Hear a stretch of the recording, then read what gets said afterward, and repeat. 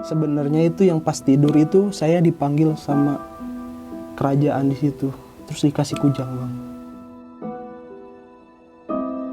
Nah si kujangnya di tongkat itu saya ikat pakai tali batin. Jangan gangguin teman saya, mending gangguin saya aja. Nggak usah lah ganggu teman saya.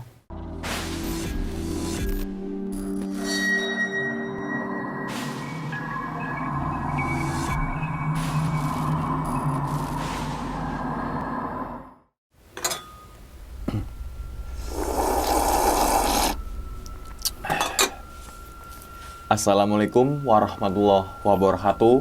Kembali lagi bersama gue Sumar Adiwijaya atau biasa dipanggil Umang dalam segmen Kisah Mistis Pendaki.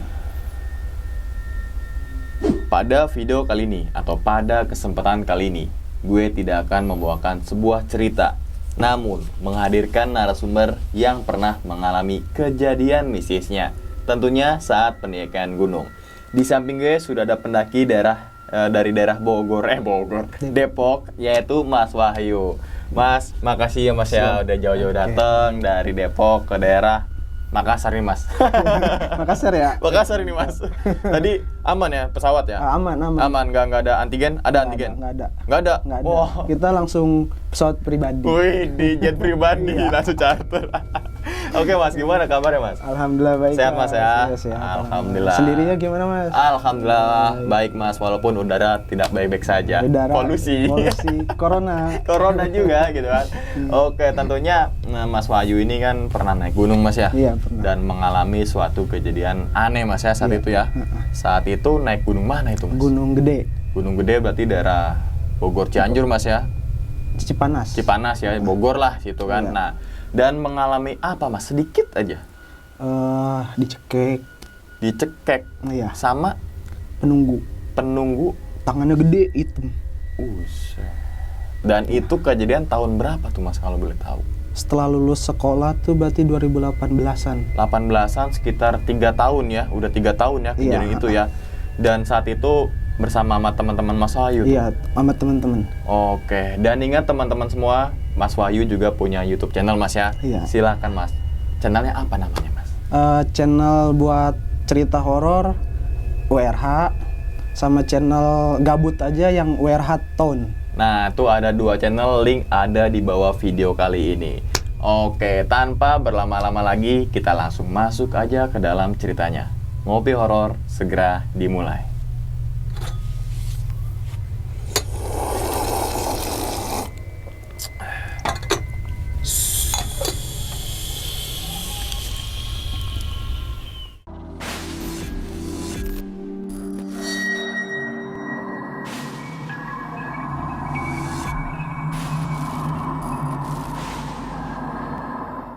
Jadi dulu kan kita naik gunung tuh sekitar 7 orang.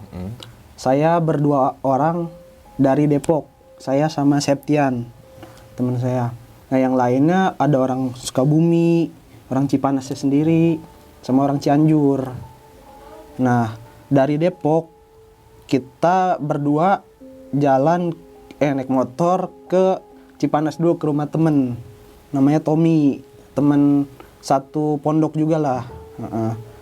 Udah istirahat dulu di rumah Tommy sampai sorean. Habis itu pergi ke rumah Rustam. Ke rumah Rustam kayak prepare gitulah. Malam. Sampai malam nginep di rumah Rustam. Rumah Rustam tuh di bawah kaki gunungnya gitu, nggak jauh lah.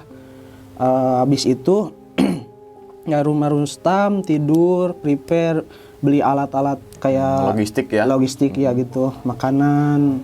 Nah habis itu langsung paginya bangun tidur, subuh. Habis subuh sekitar jam 6, masih gelap sih. Jam 6 kita mulai pendakian. Dan itu melalui jalur? Via Cibodas. Jam 6 dari rumah Rustam sampai sono jam 6 lebih lah. Kita kan masuknya lewat Calo ya. Ada temen. Ada lah, mungkin ya udah familiar ya. Karena naik Gunung Gede dengan akan Calo ya. Iya bener. Udah naik ke base camp. Sebelumnya kita ke warung dulu sih. Sebelum di base camp itu kan ke warung. Dari warung kita emang nggak sarapan dulu, cuman beli roti-roti biasa aja, roti sama minuman lah, buat ganjel perut. Ya biasa kan kalau orang Depok, orang Pondok ya jarang, kadang nggak suka sarapan. Sebelum pos 1, tiba-tiba teman saya si Septian tuh muntah, dia nggak tahu disebab emang karena belum sarapan menurut itunya biologinya. Tapi di sisi lain pas dia muntah itu ada pohon rindang gitu gede di samping pohon tuh kan, ini pohon di sininya ada anak kecil baju putih naik biasa kan ke pos 2, terus ke pos 2 tuh pos 3. Sebelum pos 3 tuh kan ada bukan base camp, apa namanya? Shelter. Apa namanya, lupa kan. Apa tuh? Jembatan yang itu tuh. Oh. Coklat. Iya. Nah, jembatan itu ada kucing ikut. Kita baru sarapan di bukan pos sih sebutnya, apa tuh yang di batu itu namanya. Kita juga lupa. Satu gitu ya. Yang kayak kandang batu gitulah, ada sebutannya. Gunung Gede, mungkin ada yang lebih tahu kan ya. Di situ kita baru sarapan, masak mie, terus naik sampai, terus kita naik kan dari jam 6 lebih tuh sampai di kandang badak tuh zuhur. Nah udah sampai kandang badak semua istirahat dulu. Sebelum masang tenda pada istirahat di bawah pohon. Habis itu masang tenda tuh, udah istirahat sebentar, masang tenda. Nah pas lagi pada masang tenda kan ada apa tuh yang namanya, yang disangkutin pohon ke pohon, flashit, yang buat tiduran orang gitu, hemok. Ya hemok. Nah kan saya kan lagi di hemok tuh, tiba-tiba ada burung hitam jatuhin cacing gitu, nggak tahu dari mana, tiba-tiba lagi tiduran jatuh cacing, langsung refleks bangun lah. Teman-teman pada bilang, "Yuh lu kenapa?" Ya refleks, ada cacing. Terus ada burungnya tuh ngeliatin.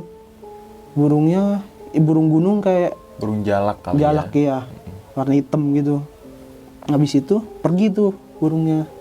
Habis setelah itu tenda udah jadi, temen masak, saya tidur istirahat zuhur kan tuh.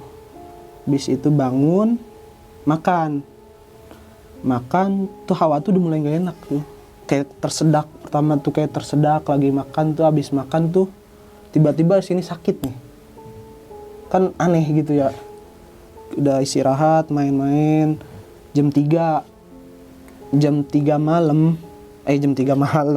jam 3 sore itu kita mau mulai ke puncak nyari sunset. Nah pas di perjalanan itu makin parah sini nih. Awalnya masih samar-samar, naik terus makin sakit,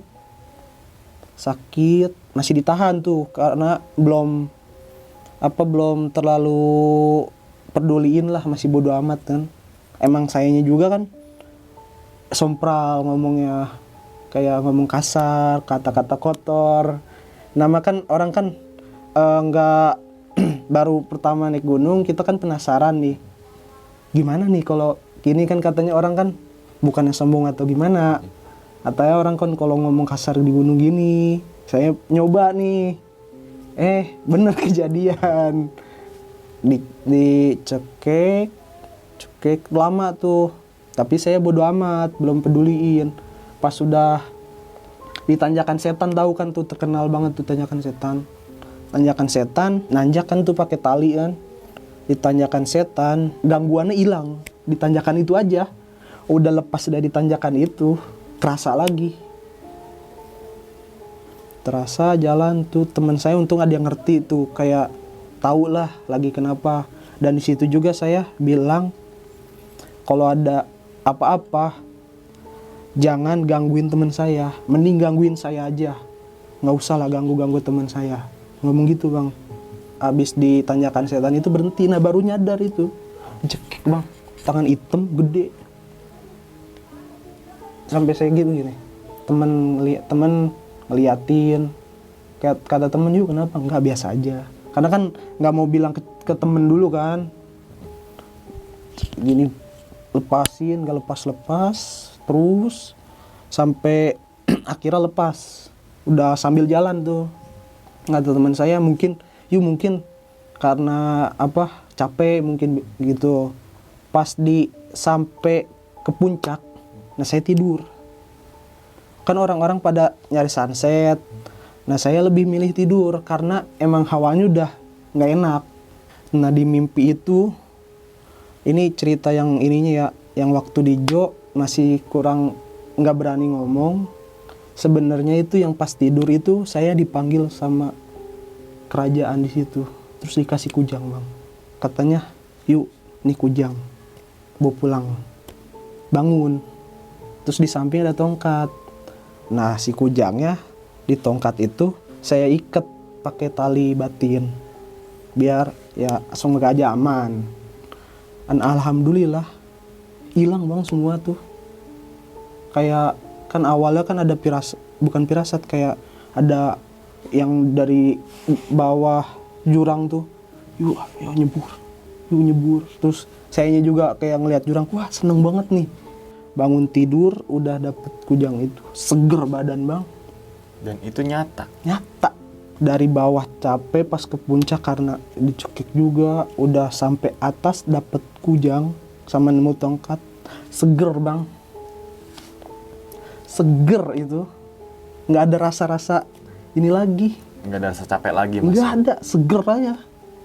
Udah mau maghrib kan, temen udah pada foto-foto, saya masih tiduran dulu lah, nyantai duduk. Habis itu suruh pada teman-teman pada turun. Ayo turun, ya udah turun. Saya foto sekali aja sih, nggak di puncak banget, cuman di tempat saya tidur itu. Foto, habis itu turun. Nah turun tuh maghrib kan di gunung kan biasa langsung gelap tuh. Gelap, pas turun gelap. Nah udah gelap, 7 orang di situ mau turun ke bawah, tiba kayak di belakang tuh banyak yang ngikutin suara-suara bang, kayak suara orang turun, padahal nggak ada siapa-siapa. Jadi temen udah pada ngerasa. Jadi kayak nih kan awalnya saya di depan, temen tuh udah pada mulai apa tuh namanya, berhalusinasi, rebut-rebutan ke depan. Iya, buru-buru, takut mungkin kan, kayak rebutan, ayo gue duluan. Nah, akhirnya saya mau hampir di belakang ke 5 lah barisan sebelum orang 2 belakang. Turun istirahat, maghrib, ajan kan, istirahat dulu, diem. Nah pas diem di samping, kan teman saya kan tidur gini nih, capek mungkin ya. Saya tuh ngelihat ada di samping ini, di sini nih ada makhluk bang. Jadi kayak wah gitu. Saya doang. Tapi kayaknya ya cuman mungkin nakut-nakutin atau gimana lah, nggak tahu. Cuman nggak sampai ngeganggu aja. Cuman kayak ke pribadi saya aja mungkin. Tapi teman saya udah pada ngerasain itu. Udah pada pengen duluan jalan, buru-buru turun. Akhirnya nyampe lah di kandang badak tuh. Habis itu kandang badak udah istirahat, kita makan, nyiapin makan malam tuh. Nah bodohnya teman-teman saya di tenda itu cerita horor bang. Langsung? Iya. Tapi cerita kejadian saat naik gunung itu? Enggak, belum. Beda? Belum berani. Belum berani cerita sayanya. Cerita horor tapi bukan di gunung itu ya? Iya, beda ya? Gunung temen saya yang pernah mendaki di gunung itu. Ceritain di situ? Udah cerita, tidur tuh malam habis makan. Tidur. Bangunlah pagi. Udah bangun pagi, segernya minta ampun. Sampai bawah, alhamdulillah, nggak ada gangguan sama sekali. Udah semenjak dapat kujang itu. Dan kujang itu sampai dibawa turun? Sampai dibawa turun. Udah sampai dibawa turun, saya bawa tongkat. Pas pokoknya turun udah happy, nggak ada kendala apa-apa. Alhamdulillah, tongkatnya saya buang. Karena mungkin ini tongkat, ya udahlah nggak apa-apa, mungkin nanti ditemuin sama pendaki lain, nggak apa-apa buat jaga-jaga gitu. Nah yang kujangnya saya simpan karena kan bentuknya batin, nggak kelihatan langsung gitu. Udah gitu pas udah turun, pas di rumah Tommy istirahat, yang lain pada sakit badan, saya enggak bang, serius. Pokoknya nggak capek, nggak ada capek. Kata teman saya itu nggak capek, enggak, biasa aja. Udah selesai, udah pulang lah tuh sore ke Depok. Nah di Depok baru berani cerita sama temen si Septian itu, yuk gini. Dia pertamanya si Septian dulu cerita, terus dia nulis di blog dia, nggak tahu sih yang blognya, maaf Sep. Selang 2 hari atau 3 harian tuh saya baru sadar ada 3 makhluk bang ngikut bang pulang dari Gunung Gede. Gunung Gede. Jadi kayak manusia sih bentuknya tuh. Jadi kayak dia tuh minta dianterin pulang bang. Saya ngehnya pas saya zikir, kan habis sholat zikir. Nah dari situ baru ada yang minta, kayak ada suara minta tolong, yuk anterin pulang. Jadi itu saya anterin pulang pakai, ya itulah dari jalur batin juga. Jalur batin mas ya. Iya, pulang udah tenang gitu.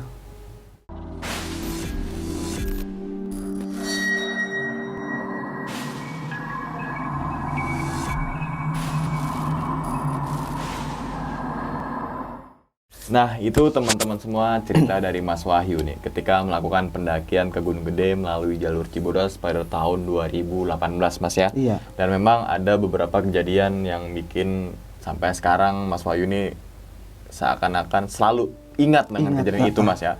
Nah, ada beberapa hal yang pengen gue tanyakan nih Mas sebenarnya. Yang pertama itu adalah ketika sampai di pos 1 itu ya. Ada seperti anak kecil putih dan itu dia kayak pakaian apa gitu, pakaian kain kayak gimana ya, mungkin kayak kain kafan kayak putih modelnya kayak gitu ya, kayak apa sih deskripsinya, tuyul. Dia tuh putih kayak baju gaun, bukan gaun tapi baju kain tapi tutup semua gitu, tapi bukan kuntilanak sih, anak kecil soalnya. Cewek cowok? Cewek. Satu. Dia nyumpet di belakang alang-alang pohon rindang gitu. Oke. Jadi cuma mungkin kayak seakan-akan dia ngintip atau nampakin diri aja gitu ya? Iya, ngelihat ke saya aja gitu. Oh. Karena kan saya yang bisa di situ. Dan setelah Mas Wahyu lihat itu dia hilang lagi gak? Atau memang pas nanjak lagi baru dia hilang? Ngeliatin terus. Iya. Ya. Dan setelah lepas dari pos 1 dia nggak ada tuh ya? Nggak ada. Udah kayak kitanya juga sayanya juga udah nggak ngelihat. Ya mungkin dia udah hilang juga. Oke, itu kejadian pertama Mas ya? Iya, kejadian pertama. Temen muntah itu. Temen muntah kan, dan itu baru pos 1. Pos 1 masih deket kan ya? Iya, gitu kan? Deket. Belum sampai punggungan. Nah, terus berikutnya adalah ketika pas Mas Wahyu ini dihemuk nih Mas ya? Iya, lagi tiduran itu ya? Bener. Lagi tiduran kan tiba-tiba ada cacing tuh jatuh. Iya. Dan ternyata cacing itu kayak abis dimakan mungkin sama burung Masih jalak. baru. Masih baru. Cacing seharusnya di tanah, di bawah. Iya. Cacing apa yang ada di pohon? Mungkin teman-teman semua yang tahu silakan komentar Mas ya. Kita sama saling belajar juga Mas ya. Misalnya ada spesies cacing yang hidupnya di pohon, silakan aja. Setahu gue cuma ulet gitu kan. Tapi ini cacing Mas ya. Cacing, dan itu burung jalaknya ngeliatin Mas Wahyu terus tuh. Oke. Ngeliatin saya doang. Dan cuma 1 atau 2 kah? 1. Lokasinya jauh gak dari Mas Wahyu? Kayak dari sini ke situ. Oh, deket banget ya? Iya. Seharusnya kalau burung bener nih Mas ya, dengan jarak segitu dia udah iya, mundur lah, kabur. Iya. Atau enggak ke atas pohon gitu kan. Tapi ini diem ngeliatin gitu, gini aja. Gini aja, kayak seakan-akan mungkin kayak firasat atau batin lah berbicara lah. Ada tertarikan gitu. Iya mungkin. Kan? Kayak mungkin burung, wah ini nih mungkin. Kita kan berasumsi seperti itu Mas ya, kemungkinan gitu. Nah, sampai akhirnya di jam 3 sore itu Mas Wahyu nyempetin buat naik ke puncak nih, nyari sunset Mas ya. Iya, nyari sunset. Sambil ngopi horor, enak banget. Nah, dalam perjalanan dari pos Kandang Badak menuju puncak itu saat sore itu, dan ternyata kayak sakit Mas ya. Kayak tersendak tapi kayak nyokit gitu kali ya. Pertamanya pas masih di tenda tuh kayak tersendak gitu. Makan juga nggak enak. Nggak enak, iya pasti. Dan saat itu semakin lama semakin sakit. Semakin ke atas semakin sakit. Iya. Dan itu kayak seakan-akan gini. Gini. Gue udah ngebayangin sih, Tangannya. dengan rasa kita sendak aja udah sakit, diginiin aja udah sakit nih. Iya, diginiin udah sakit. Diginiin aja ditekan dikit udah sakit. Nah. Udah nggak enak buat nafas, buat Iya. ngomong, apalagi di kayak. Dan itu Mas Wahyu seperti ngeliat kayak ada tangan hitam yang gede gini ya. Nih, kelihatannya cuman segini doang Segini nih. aja ya? Iya, cengkek aja. Nyengkek aja. Iya. Dan itu mungkin atas sebab yang ngomong itu kasar. Kasar. Gitu Mas ya. Iya. Mungkin ya teman-teman semua yang habitnya di kota gitu Iya. kan. Selalu mungkin setiap hari gitu Iya. kan akan ngomong seperti itu sekali dua kali, apalagi kalau lagi nongkrong. Nongkrong bener. Soalnya habit di kota emang seperti itu kan. Iya, bener. Nggak bisa kita pungkiri di Jakarta apalagi gitu kan, Kasar, ibu kota. ngomong jorok. Nah, dan terus memang saat itu Mas Wahyu nih sadar Mas ya. Iya. Kayaknya gara-gara gue ngomong Iya bener. kasar deh gitu ya. Dan saat itu terbukti Mas ya, bahwa ngomong kasar di gunung tuh saat itu langsung akibatnya Langsung banget di situ juga. Iya. Jadi kalau analoginya, kalau kita bukan analogi ya, kalau kita pergi haji kan, kalau kita ada tingkah yang nggak benar kan nyeleneh langsung gitu. saat itu juga kan, dek, Iya. gitu kan. Kena azab ya gitu. Kena azab ya kan langsung kan. Nah itulah gunung teman-teman semua, gunung itu tempat yang suci gitu ya, Iya. tempat yang disakralkan ya. Alangkah baiknya kita menjaga adab Mas ya. Iya, benar. Nah itu kan juga buat pembelajaran buat Mas juga, Mas Wahyu, termasuk gua juga, termasuk teman-teman semua yang nonton juga, bahwasanya ya jaga adab, jaga omongan deh gitu kan. Oke, berikutnya nih Mas, yang pengen gue tertarik banget adalah ketika di puncak nih. Mas Wahyu tidur tuh, tidur gitu kan, teman-temennya foto-foto ya, Foto-foto di atas di atas, puncak ya puncaknya kan. Dan saat itu seperti ada, bukan seperti ada, tapi ada yang ngasih. Dipanggil pas lagi tidur. Yuk bangun. Dari alam bawah sadar bangun, dipanggil. Pas bangunnya tuh udah ada di tempat hitam. Saya di tengah-tengah. Yuk kesini. Berarti kayak mungkin kayak gini gelap nih Mas, hitam semua nih ya. Terus ada kayak sinar atau orang nongol. Enggak, saya kayak yuk ada suara. Yuk kesini, saya nyamperin suara itu. Baru dikasih kujang. Iya. Kujang tuh yang kayak gitu tuh Mas, yang Bogor itu Iya, ya. yang gitu tuh. Yang 11-12 modelnya kayak celurit Gitu gitu tuh. tuh. Gitu kan. Kayak gini, kayak gitu. Dan saat itu dalam bentuk batin Mas ya. Iya, Bukan batin. bentuk kasar gitu. Dalam bentuk halus. Iya. Dan situ Mas Wahyu ngelihat ada sebuah tongkat tuh. Pas Terus? bangun tidur Terus diikat. pakai tali gaib. Tali gaib. Ya. Yang bisa pasti tahu lah. Iya, tali-tali gaib Mas ya. Dan memang saat itu tiba-tiba fresh tuh Mas ya. Fresh banget. Fresh banget sampai akhirnya turun. Temen yang lainnya, keenam temennya tuh sakit. Bukan sakit, Capek gitu kan, kakinya sakit gitu kan. Pegel-pegel lah. Pegel-pegel, Mas Wahyu sendiri yang nggak Seger. pegel. Seger. Seger. Dan sampai sekarang kalau boleh tahu masih ada Mas. Masih ada. Dalam bentuk itu ya, Masih bukan ada. bentuk kasar teman-teman semua. Nanti yang nggak tahu kujang, gue kasih fotonya kayak gitu tuh. Nah itu fotonya kujang tuh.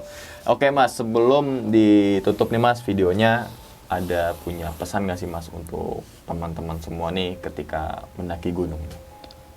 Pesan-pesannya yang buat yang bisa atau nggak bisa jangan coba-coba ngomong kasar atau jorok lah. Karena ya langsung di situ juga kena. Apalagi yang kayak nantang banget. Apalagi yang kayak gua pas temen-temen gue jangan diganggu, gua aja. Serius langsung gua doang sendiri. Oh iya, pas saat turun itu, pas naik itu Mas ya? Iya. Kalau mau ganggu, jangan ganggu teman-teman gue. Ganggu aja gue temen sendiri. aja sendiri. Berarti saat itu, bukan saat itu, sampai sekarang juga Mas Wahyu bisa Mas ya melihat ya, seperti itu.